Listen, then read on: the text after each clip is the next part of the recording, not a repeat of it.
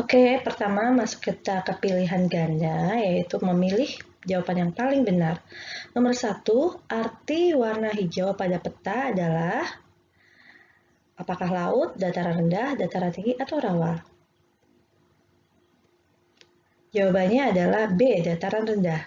Bisa kamu lihat pada simbol di sini, yang warna hijau ini nih. Warna hijau di sini.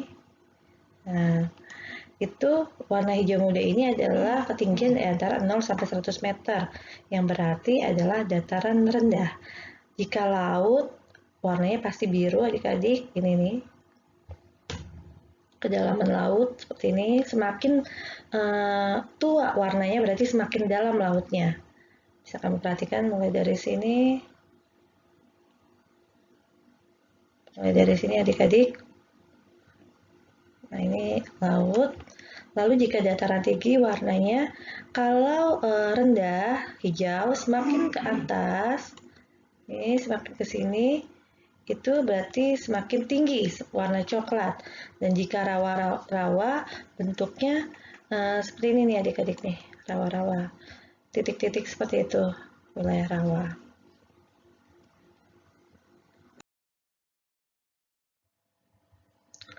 Baik, kita masuk ke nomor 2. Skala pada sebuah peta adalah 1:36.000. Skala tersebut diperbesar sebanyak 3 kali, maka skala setelah diperbesar menjadi... Oke, jawabannya adalah yang C. Bagaimana? Nah, skala awalnya adalah 1:36.000. Diperbesar 3 kali berarti 36.000 ini dikali 3, yaitu menjadi 108.000. Sehingga skala terkininya adalah 1:108.000. Jawabannya adalah C. Oke, lanjut kita ke nomor 3. Penampakan alam yang terdapat pada arah tanda panah adalah, ini adik-adik ya. Oke, ini peta apa? Pulau apa yang tahu berbentuknya seperti huruf K? Ya, Pulau Sulawesi. Nah, yang di bagian kakinya sini nih adalah Provinsi Sulawesi Selatan. Provinsi Sulawesi Selatan ada Danau Tempe. Nah, danau adalah dataran yang digenangi air. Bisa terjadi secara alami atau buatan. Nah, ini penampakan Danau Tempe yang ada di Sulawesi Selatan. Sedangkan pilihan A adalah danau 3 warna yang ada di Flores. Ini adik-adik bentuknya nih ya, 3 warna karena ada 3, 1, 2, 3. Lalu Danau Toba berada di Sumatera Utara dan Danau Singkarak ada di Sumatera Barat.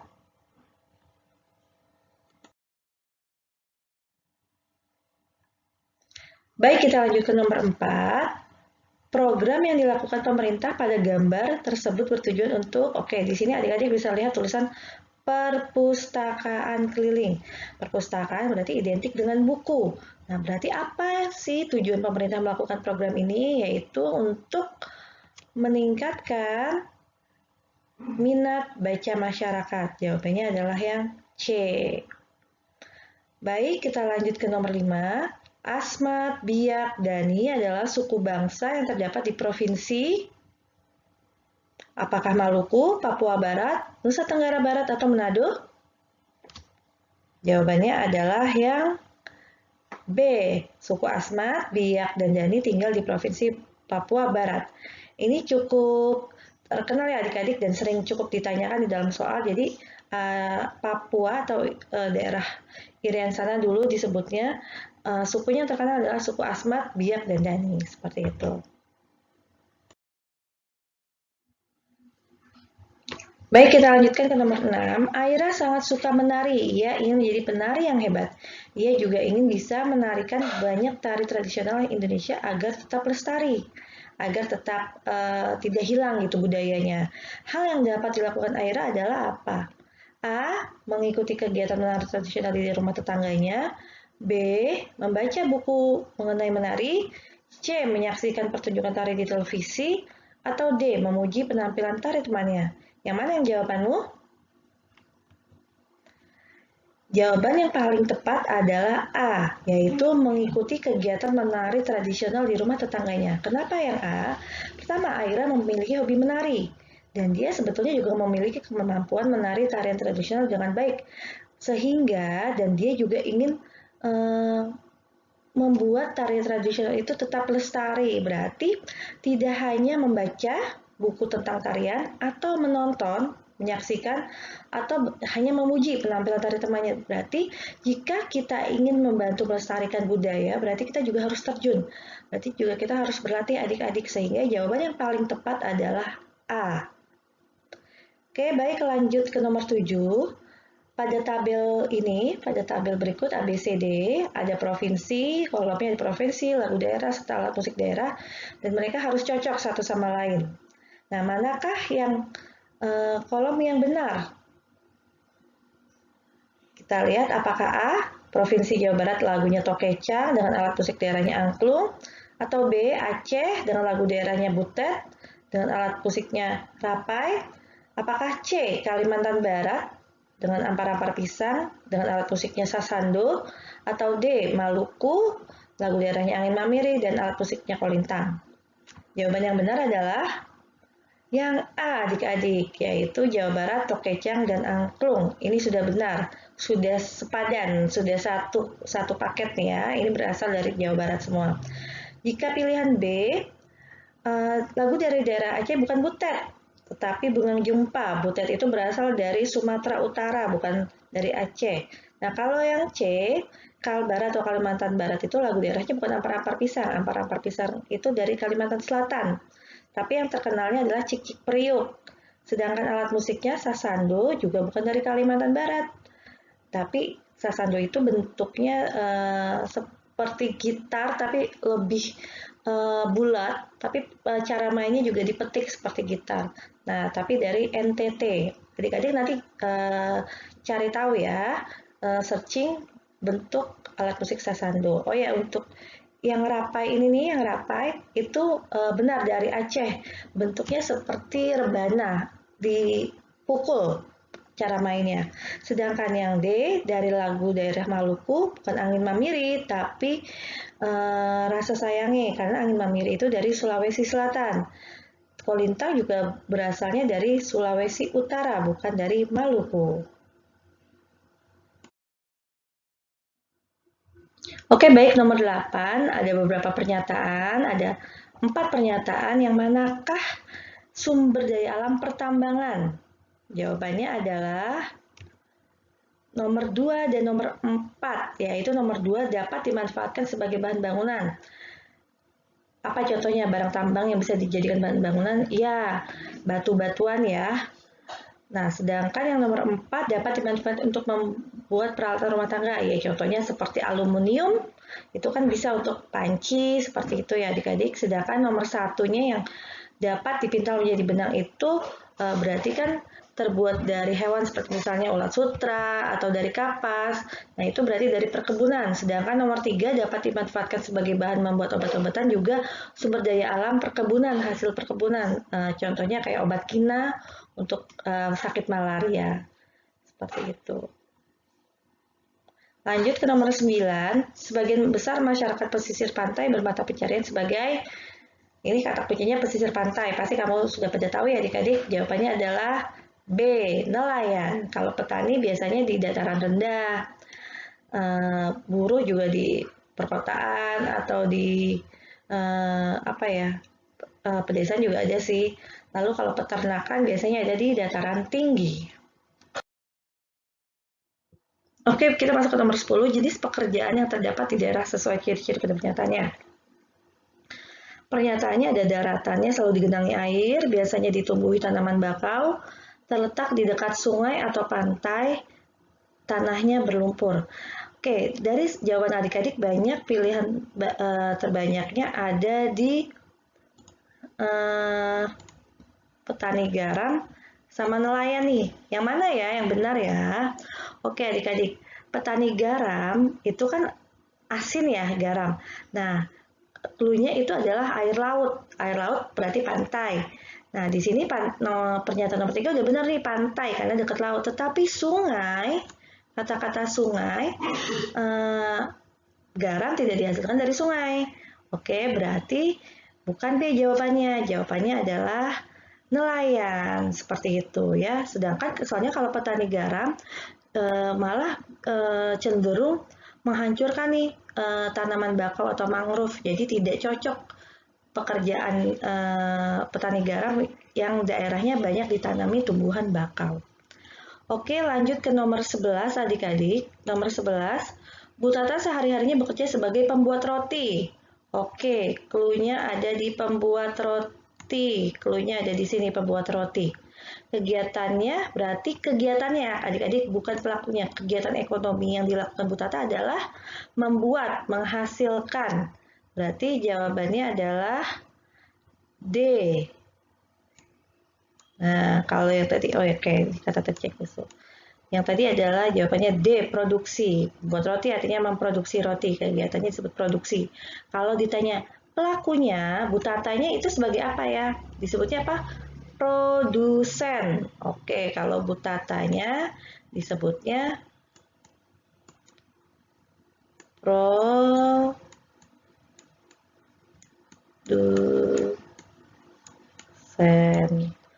Oke. Oke, lanjut ke nomor 12. Lanjut ke nomor 12. Peninggalan bersejarah seperti gambar samping terletak di daerah ini merupakan prasasti Yupa ya. Adik-adik tulisannya ada tulis Palawa gitu ditulisnya. Ini berasal dari Kerajaan Kutai atau kerajaan yang berada di daerah Kalimantan Timur. Jawabannya yang C. Oke, jawabannya adalah yang C. Oke. Oke, lanjut ke nomor 13. Upaya menjaga kelestarian peninggalan sejarah ditunjukkan oleh nomor B, yaitu 1 dan 4. Membersihkan, terus melakukan pemugaran. Pemugaran itu artinya kayak renovasi ya.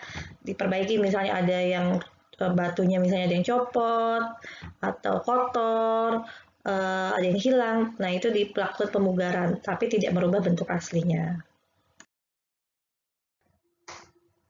Baik, selanjutnya pada nomor 14, tokoh gambar ini nih, pahlawan yang mendapat julukan ayam jantan dari timur adalah jawabannya Sultan Hasanuddin yang A. Oke. Yang A ya adik-adik. Oke, lanjut ke nomor 15. Peninggalan sejarah bercorak agama Islam. Oke, ada Candi Mendut, ada Masjid Agung Demak, Prasasti Kebun Kopi, Istana Raja Goa, Menara Kudus, serta Kitab Negara Kertagama. Nah, kata kuncinya bercorak Islam. Nah, ini udah terlihat sekali nomor 2, masjid pasti agama Islam ya. Kalian lihat pilihan jawabannya yang ada angka 2-nya A, B, dan D. Berarti apa? Terus lalu kita analisa lagi. Nah, Istana Raja Goa. Nah, kerajaan Goa itu memang bercorak agama Islam. Berarti 4 juga bisa. Berarti antara 2, yang ada 2 sama 4-nya. Ini enggak. Berarti antara B. Oh, nggak ada lagi. Berarti jawabannya yang B. Ya, benar. Jawabannya yang B.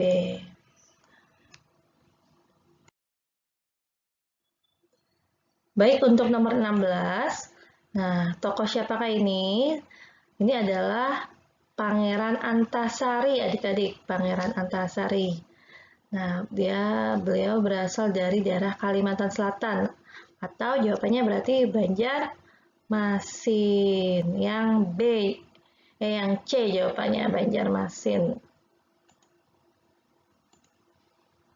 Oke. Oke, lanjut ke nomor 17. Lambang koperasi pada bagian roda gigi bermakna adalah, oke, koperasi sering sekali keluar ya di soal-soal ya. Jawabannya adalah yang A. Adik-adik bisa dilihat sini keterangannya, jawabannya yang A. Kerja keras. Oke, nomor 18. Berikut ini yang tidak termasuk manfaat. Tidak termasuk manfaat, berarti bukan manfaat. Bukan manfaat dari koperasi.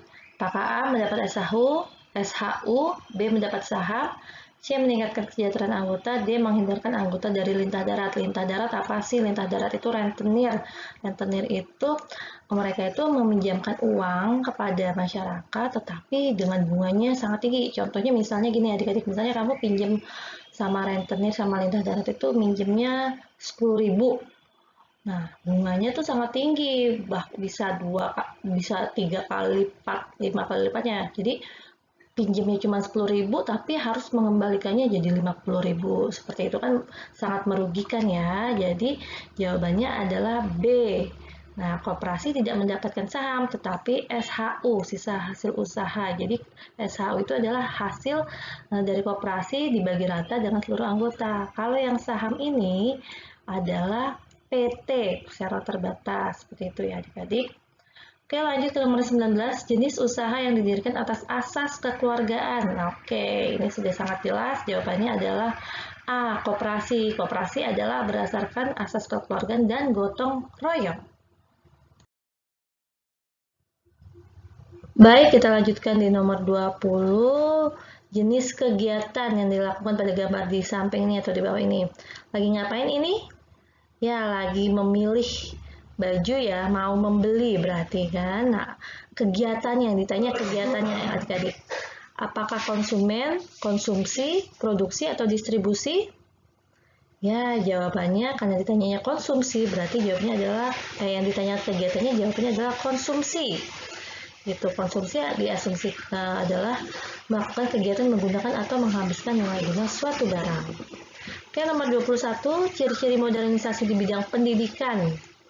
A. Penggunaan aplikasi konferensi video. Contohnya apa sih? Kayak Zoom, Jmeet, itu namanya aplikasi konferensi video. B. Penggunaan mesin-mesin canggih saat mengelola bahan mentah. C. Alat transportasi. Atau D. Kemudahan dalam berkomunikasi. Kata kuncinya pendidikan.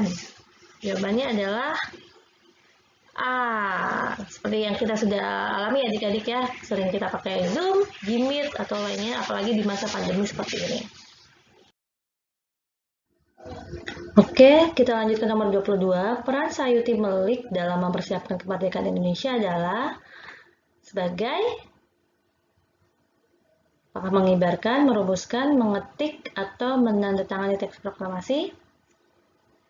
Jawabannya adalah yang C, adik-adik. Nah, ini jawabannya adalah yang C. Nah, untuk yang mengibarkan adalah Suhud dan Latif namanya. Untuk merumuskan teks proklamasi ada waktu itu Presiden Soekarno dan wakilnya, serta Ahmad Subarjo, dan menandatanganinya ada Soekarno dan Muhammad Hatta. Lanjut ke nomor 23, tokoh pada gambar di bawah ini. Oke, siapakah beliau? Beliau adalah Ahmad Subarjo. Nah, tadi sudah dibahas, berarti peranannya beliau adalah sebagai perumusan. Yang C, merumuskan teks proklamasi. Baik, lanjut ke nomor 24. Bung Toha adalah salah satu tokoh pejuang kemerdekaan pada pertempuran apa ya? Bung Toha ini nama lengkapnya adalah Muhammad Toha. Nah, Muhammad Toha ini berada apakah di pertempuran Surabaya, Ambarawa, Medan Area, atau Bandung Lautan Api? Jawabannya adalah D, Bandung Lautan Api. Bung Toha atau Muhammad Toha adalah tokoh nasional pada peristiwa Bandung Lautan Api pada tanggal 23 Maret 1946. Peristiwa ini kenapa dinamain Bandung Lautan Api? Karena saat itu para pemuda membakar markas-markas sekutu yang ingin menguasai Bandung Utara. Jadi dibakarin, akhirnya Bandung saat itu benar-benar suasana mencekam karena seperti lautan api, apinya berkobar di mana-mana seperti itu. Karena saat itu sekutu masih ingin menguasai Indonesia, padahal Indonesia sudah memproklamirkan kemerdekaannya. Nah, kalau yang Surabaya ini tokoh yang terkenalnya adalah Bung Tomo. Oke, lanjut ke nomor 25. Amru akan kembali ke Jakarta setelah mengunjungi neneknya di Wamena. Wamena itu ada di Provinsi Papua. Ia berangkat dari bandara pukul 20.20 atau jam 8 malam. 8:20 ya. Lama perjalanannya 2 jam. Amru akan sampai di Jakarta lagi pada pukul berapa ya? Jadi saat di Wamenanya, dia lihat jam pukul 8.20, jam 8 malam lewat 20 menit. Nah, kalau saat dia tiba di Jakarta dia lihat jam yang ada di Jakarta, berarti pukul berapa ya? Jawabannya adalah yang B. Perbedaan waktu Jakarta dan Wamena adalah 2 jam. Perbedaannya ya. Jadi saat dia berangkat pukul 20, ditambah perjalanannya 2 jam, berarti menjadi pukul 22:20 atau pukul 10 malam. Itu waktu Wamena. Tapi kalau di Jakarta berarti dikurangi lagi, mundur 2 jam, berarti menjadi pukul 20:20.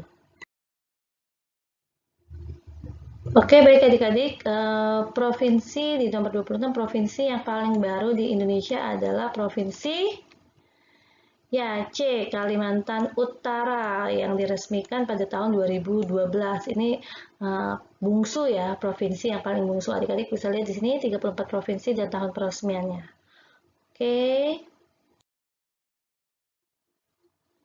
Kita lanjutkan ke nomor 27, Tanah Genting Kra adalah penampakan alam yang berada di daerah Thailand jawabannya. Oke adik-adik. Oke, lanjut ke nomor 28. Hasil pertanian terbesar di Thailand adalah apakah tebu, karet, gandum, beras. Sebetulnya kata kuncinya ada di pertanian ini. Tebu sama karet itu sudah pasti perkebunan adik-adik. Berarti tebu tidak, no. Karet juga no. Berarti jawabannya antara C sama D. Yang mana ya? Ya, jawabannya adalah yang D, beras. Thailand salah satu negara penghasil beras terbesar di Asia Tenggara. Baik, kita lanjutkan ke nomor 29, gurun gobi. Gurun gobi, gurun terluas di benua mana ya? Oke, jawabannya apakah di Eropa, Afrika, Australia, atau Asia? Jawabannya adalah D, di Asia. Nah, gurun-gurun lainnya yang ada di benua itu, contohnya di benua Eropa, gurunnya salah satunya ada di gurun Tabernas, yaitu di Spanyol. Afrika, gurun Sahara ini yang cukup terkenal. Australia ada gurun Gibson. Dan di Australia gurun Gibson, dan Asia di gurun Gobi atau daerah Mongolia, daerah China, Siena, Tiongkok. Kita lanjutkan nomor 30, ibu kota dari benua Australia yang ditunjuk. Nah, yang ini nih yang ditunjuk nih. Yang ditunjuk pada panah. Di mana ya? Nah, Australia itu negaranya, benua Australia itu di negaranya dibagi beberapa negara bagian. Ada 7. Nah, kita lihat. Nah, seperti ini nih ya. 1, 2, 3, 4, 5, 6, 7. Jadi ada Australia Barat, ada Australia Utara, ada Australia Selatan, ada Queensland, New South Wales, sama Tasmania, sama Victoria. Jadi ada 7. Nah, yang ditunjuk di panah ini berarti daerah Queensland. Queensland, ibu kotanya adalah Brisbane. Oke, jadi jawabannya adalah yang B. Oke. Baik adik-adik, nomor 31, bentang alam yang terdapat di benua Asia, ada gurun Gobi. Pernyataannya ada gurun Gobi, gurun Alpen, gurun Amazon, sama sungai Irrawaddy. Yang mana ya yang ada di Asia? Jawabannya adalah yang D. Nah, ini jawabannya adalah D, yaitu nomor 1 dan 4. Gurun Gobi dan sungai Irrawaddy. Kalau gunung Alpen itu ada di daerah Eropa, di benua Eropa, sedangkan sungai Amazon ada di benua Amerika. Sungai Irrawaddy juga di Asia, di daerah Myanmar situ. Jadi jawabannya yang D. Nomor 32, Laut Kaspia, terletak di perbatasan benua. Jawabannya adalah yang D, Eropa dan Asia. Nah, sebetulnya ada cerita unik nih adik-adik. Laut Kaspia ini sebetulnya danau ya, berupa danau. Jadi daratan yang digenangi air, tapi jadi aslinya itu berbentuknya danau, tetapi orang-orang menyebutnya laut karena sangat luas, bahkan merupakan perbatasan dilewati 2 negara nih, antara negara yang ada di Eropa sama Asia. Jadi sebetulnya danau, tapi karena luasnya itu disebutnya laut. Baik adik-adik, kita lanjutkan ke nomor 33. Berikut ini yang bukan gejala tsunami. Nah, yang mana ya? Apakah A, terdengar suara gemuruh dari laut, B, air laut tiba-tiba surut, C, terjadi gempa, D, udara menjadi sejuk? Jawabannya adalah yang D. Nah, berikut adalah gejala tsunami nih. Jadi, jika adik-adik ada di suatu daerah sedang berlibur di daerah pantai misalnya, lalu kok dari arah laut tuh kayak ada suara berisik gitu, kayak suara gemuruh, kayak suara lautnya tuh berisik banget itu adik-adik. Terus tiba-tiba airnya masuk nih, kayak kayak masuk ke dalam tengah laut gitu ya. Terus sebelumnya juga ada gempa, maupun itu gempa kecil atau gempa besar, itu kita harus waspada karena itu adalah ciri-ciri tsunami. Terus suhu udara juga naik. Suhu udara naik artinya menjadi lebih panas udaranya. Nah, sebaiknya perlindungannya adalah adik-adik cari tempat yang lebih tinggi karena tsunami itu kan airnya air laut tumpah ke daratan seperti itu ya. Lanjut ke nomor 34. Hujan mulai turun dengan intensitas yang tinggi, sehingga dengan jelas Raisa bisa melihat air sungai mulai naik permukaannya. Berarti nih kalau hujan tinggi, kira-kira gejala alam apa yang akan timbul? Ya, benar, banjir. Nah, jadi kalau banjir yang harus dilakukan adalah jika daerah lingkungan tempat tinggalmu sering terjadi banjir, biasanya cepatlah menuju tempat pengungsian terdekat agar aman ya. Seperti itu adik-adik. Baik, kita lanjutkan ke nomor 35, peran Indonesia pada bidang sosial budaya sebagai anggota ASEAN. ASEAN adalah anggota negara-negara di Asia Tenggara. Apa ya? Apakah A, meningkatkan kegiatan ekspor, B, ikut serta dalam dukungan perdamaian di wilayah ASEAN, C, menjadi tuan rumah SEA Games, atau D, menjalin kerjasama dengan negara Jepang. Kalau yang A, ekspor, B, mendukung perdamaian. Karena pertanyaannya adalah sosial budaya, ini yang harus adik-adik perhatikan, sosial budaya, berarti jawabannya adalah yang C. Kalau yang A, kegiatan ekspor, impor, berarti berhubungan dengan bidang ekonomi. Kalau mendukung perdamaian, kegiatan perdamaian, itu berarti politik. Sedangkan menjalin kerjasama dengan negara Jepang, nah negara Jepang ini, apakah benar di Asia Tenggara? Tidak, Jepang memang termasuk negara di benua Asia, tetapi bukan Asia Tenggara, tetapi Asia Timur. Jadi jawabannya adalah yang C.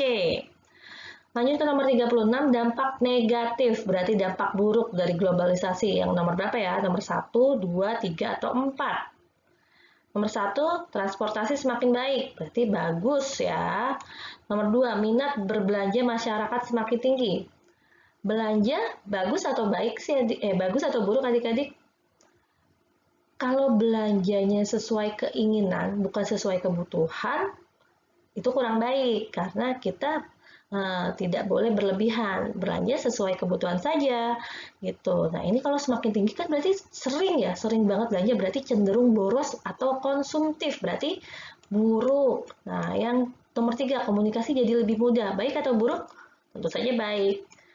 Komunikasi sama teman yang di luar negeri atau sama keluarga yang di luar pulau, jika komunikasinya mudah dan cepat, itu akan lebih merupakan dampak positif.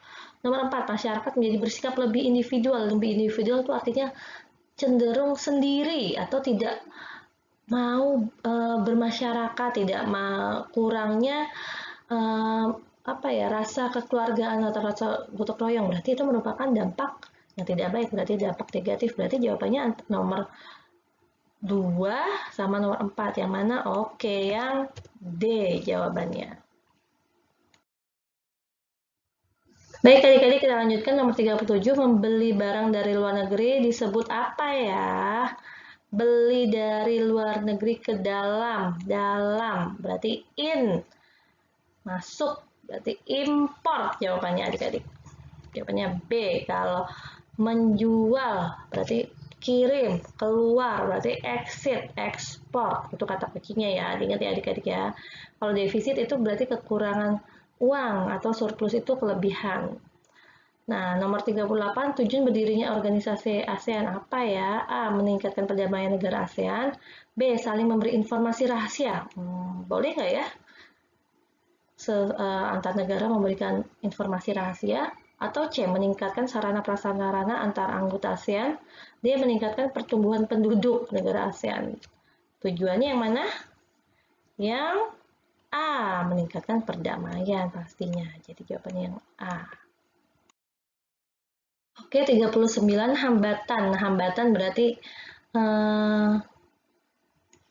gangguan dalam kerjasama dengan negara lain apa ya? Kalau yang A, menghormati hak setiap bangsa, enggak dong ya, bagus ini. B. Melakukan campur tangan dalam negeri bangsa lain, boleh nggak? Misalnya kita Indonesia bekerja sama dengan Singapura, terus kita ikut campur nih terlalu dalam, atau Singapura juga ikut campur urusan misalnya ada pemilihan presiden, terus Singapura yang menentukan sebaiknya tokohnya ini saja yang jadi presiden, boleh nggak seperti itu? No, no ya adik-adik, tidak. Jadi walaupun kita bekerja sama tapi tidak boleh mencampuri terlalu dalam. Berarti jawabannya yang B. Kalau yang C benar, menghormati harus. D. Memajukan kepentingan bersama boleh. Yang berarti hambatan atau gangguan jawabannya yang B. Nomor 40. Negara-negara pendiri ASEAN atau pemerakarsanya siapa saja ya? Jawabannya yang A. Nih berikut perwakilannya. Ada Indonesia, Malaysia, Singapura, Filipina, dan ada apa? Indonesia dengan ada Malik, Malaysia Tun Abdul Razak, Singapura S Raja Ratnam, Filipina Narcisco Ramos, dan Thailand Kanat Koman. Jawabannya yang A adik-adik ya. Nah, jawabannya yang A. Oke. Oke, kita sudah masuk ke tahap uraian atau esai. Ada 5 nomor, kita bahas 3 nomor dulu adik-adik. Tuliskan letak geografis Indonesia. Nomor 2, tuliskan 2 manfaat koperasi. 3, sebutkan pembagian waktu di Indonesia. Oke, nomor 1, diingat-ingat letak geografis bukan astronomis. Geografis berarti yang nampak di permukaan bumi. Itu Indonesia itu terletak di antara 2 benua, benua Asia dan benua Australia. Dan juga di antara 2 samudra atau lautan yang sangat luas, yaitu di Samudra Hindia dan Samudra Pasifik. Jadi jawabannya yang lengkap ya adik-adik kalau ada pertanyaan seperti ini. Kalau astronomisnya kan yang ada 6 lintang utara sampai 11 derajat lintang selatan dan 95 bujur timur sampai 141 bujur timur. Nah, tapi kalau pertanyaannya geografis berarti yang nampak. Kalau astronomis itu kan berdasarkan garis lintang dan garis bujur. Oke, nomor 2, manfaat koperasi ya. Di sini dimintanya cuma 2, tapi Kak Tata kasih 3 di sini. Ada menyejahterakan anggotanya, menyediakan kebutuhan anggotanya, dan membantu anggota memperoleh dana untuk memulai modal usaha. Lanjut ke nomor 3, pembagian waktu di Indonesia ada 3. Ada waktu Indonesia Barat atau WIB, waktu Indonesia Tengah atau WITA, dan terakhir adalah waktu Indonesia Timur atau WIT. Nah, ini ada Sumatera, Jawa, dan sebagian Kalimantan. Kalimantannya ada Kalimantan Barat sama Kalimantan Tengah. Kalau yang waktu Indonesia Tengah, Kalimantannya ada Kalimantan Utara, Timur, dan Selatan. Oke, ada Bali, Nusa Tenggara Barat, dan Nusa Tenggara Timur. Baik adik-adik, nomor 2 terakhir, nomor 4 dan 5, apa pengertian produksi, distribusi, dan konsumsi? Dan nomor 5, bagaimana cara kita menjaga peninggalan sejarah Indonesia? Oke, nomor 4, produksi, kata kuncinya membuat, menghasilkan. Distribusi, kata kuncinya menyalurkan. Konsumsi, kata kuncinya memakai atau menghabiskan. Diingat-ingat itu kata kuncinya ya, adik-adik ya, keywordnya. Ini kegiatannya. Kalau pelaku yang melakukan kegiatan produksi disebut produsen. Pelaku yang melakukan kegiatan distribusi disebut distributor. Pelaku yang melakukan kegiatan konsumsi disebut konsumen. Oke. Kita lanjut nomor 5, bagaimana cara kita menjaga peninggalan sejarah Indonesia? Ya, tidak mencoret-coret, tidak merusaknya, dipelihara, dipugar, seperti itu. Oke adik-adik, sudah semua ya. Semoga bisa dipahami adik-adik.